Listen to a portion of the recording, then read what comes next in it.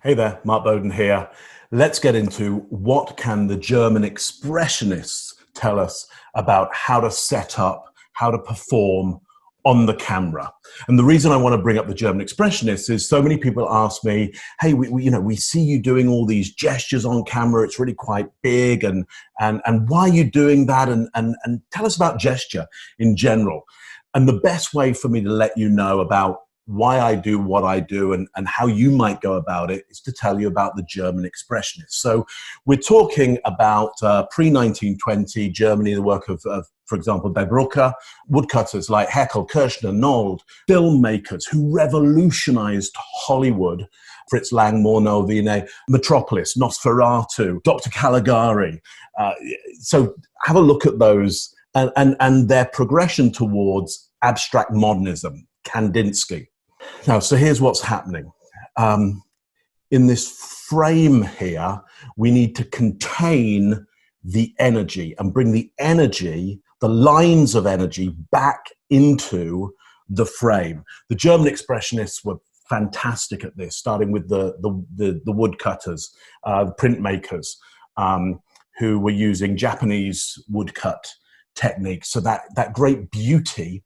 But their subject matter, which was one of the opulence partly of Germany at the time, they were looking at the ugliness of it. And so they wanted to push the lines of energy back into the space, which means you get these kind of gnarly characters. Now, the great thing about that is it energizes and animates the frame, and we see it in the filmmakers, Fritz Lang in Metropolis, especially in Nosferatu, Dr.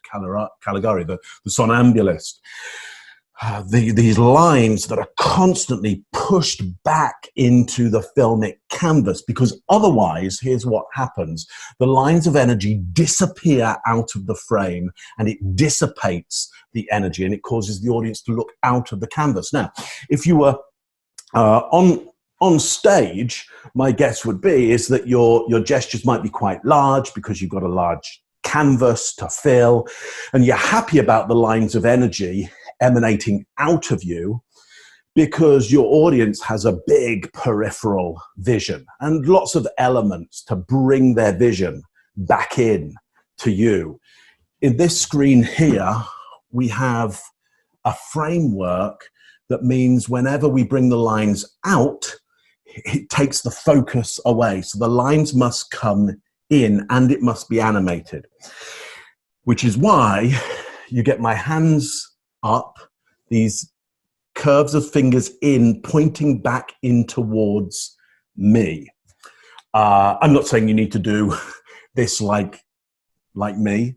It works for me, and it's fun for me thinking about those heroes of mine of German expressionism and the images that they used to make and the energy packed in to a tight area around that. But what I want you to notice is it is very different from a simple talking head. I can energize my face as much as you like, and you can probably tell there's only a certain amount of time you're going to give this image, and if it starts to compete with this image here, where the hands are animated and they're bringing the energy back into me and back into the frame, this will grab your attention more. I'm not saying do it all the time, but I'm saying there are moments when you need to animate that frame with gesture, and the German expressionists are the artists to look at in terms of how you might best achieve that. Catch you around.